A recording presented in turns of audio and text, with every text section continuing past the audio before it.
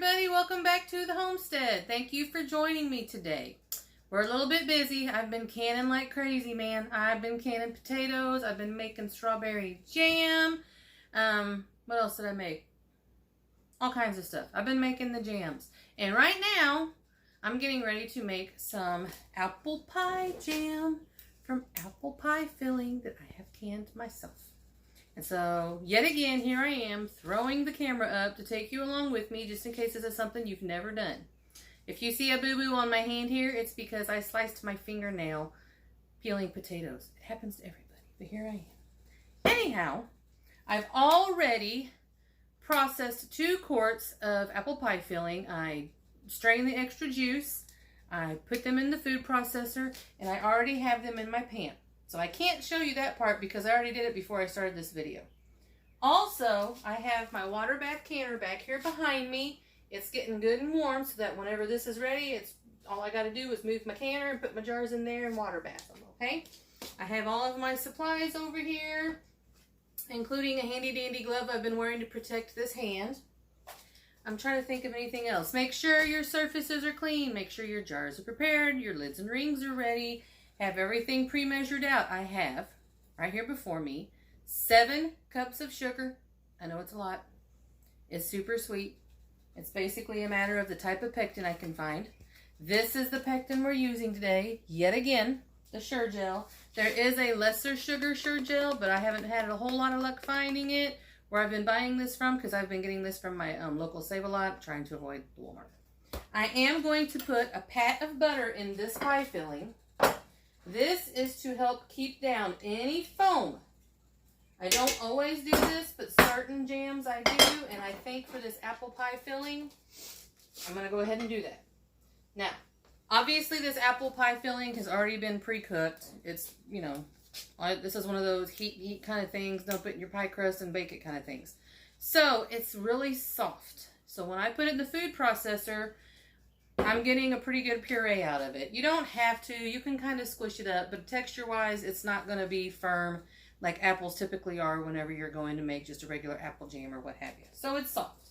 Got my whisk, got my spoon, got my ladle, got my wet, damp little paper towel here for wiping my rims. Funnel, I think we have everything. Don't think I have forgotten to tell you anything. So let's get started. This is the consistency of the puree. As you can see, it has all the good color for the cinnamon and the spices that I used whenever I made the apple pie filling. So, I mean, it's good to go. I don't have to add anything to it. It's right there. And this is going to be a smooth jam. You don't necessarily have to puree or use a food processor. It's going to, you know, be pretty soft to begin with. And you can see my pat of butter. Here is my sugar ready to go. Here's my jars. Let me move my little paper towel there. You know, make sure everything's clean, sterilized, and ready to go. Y'all, it is hot today. It is so muggy outside. It's raining off and on. I am in meltdown mode right now. Whew. Okay, so this is just, you know, not hot, pan's not on. I'm going to add my pectin. I don't have a camera person here with me today. He's at work, so he can't get any close-up shots for me, but I'll do my best. I'm going to use my handy whisk, and I'm going to stir this in to incorporate that pectin throughout nice and evenly. You can use a spoon. You can use whatever you want. This also helps to break up the butter because it's room temperature butter. It's not going to be a big clump, so that makes it nice and broke up as well.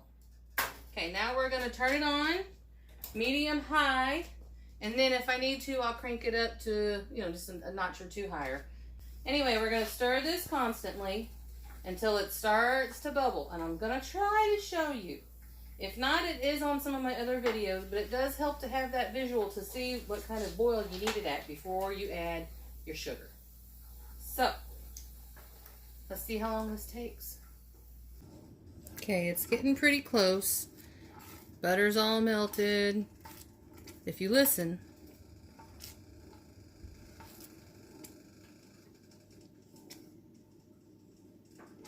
you can kind of hear it.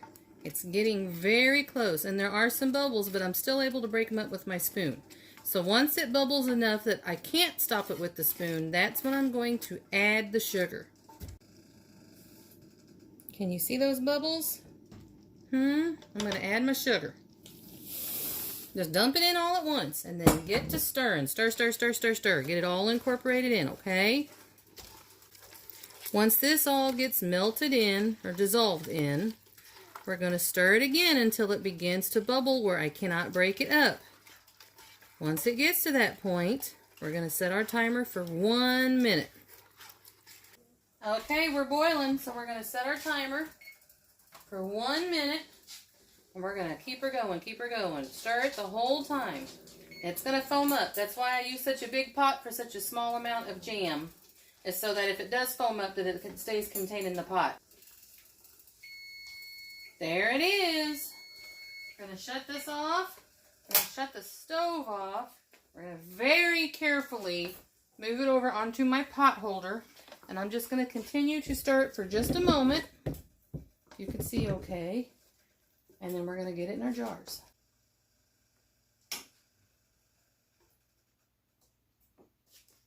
Looks lovely. Can you see it? Didn't really want to focus in there, but there it is. Pretty color.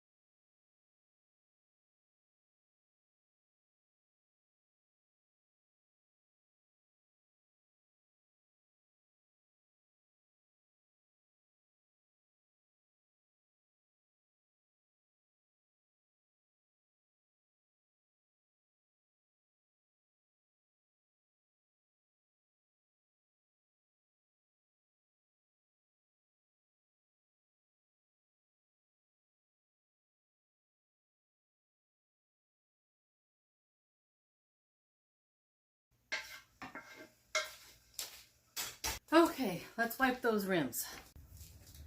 Alright, like I said, damp towel or washcloth.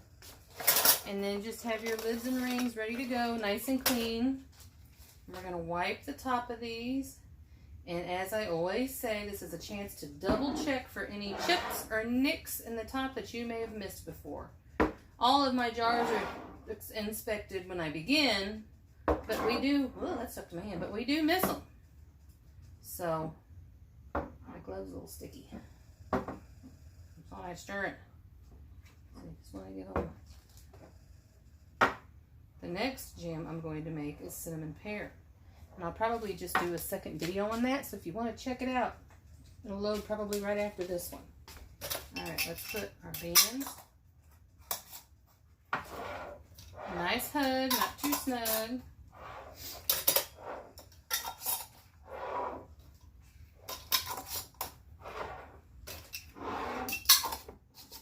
Alrighty, all the lids and bands on, or lids and rings, we call them rings. And we're ready to put them in our water bath, which is good and steamy, as you can see. We're going to set it in carefully.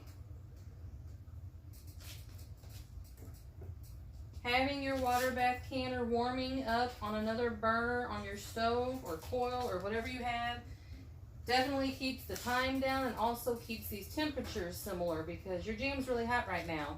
And you don't want your jam to cool off and then put it in hot water, and then that's not going to be pleasant for your jars. Possibly for you. You want to keep everything at a similar temperature.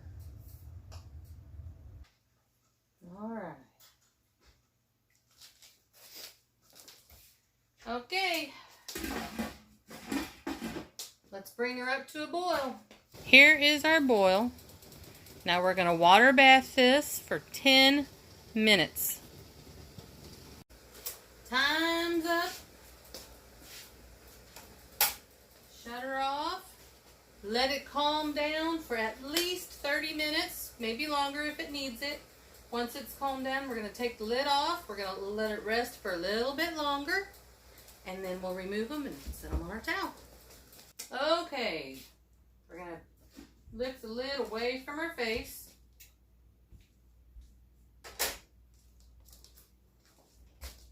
Let's check them.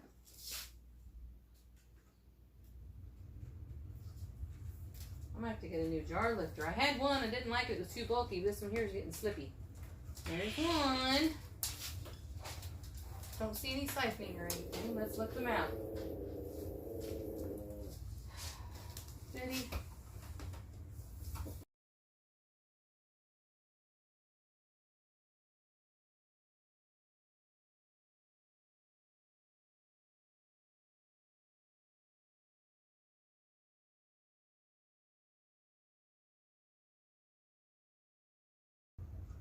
There it is.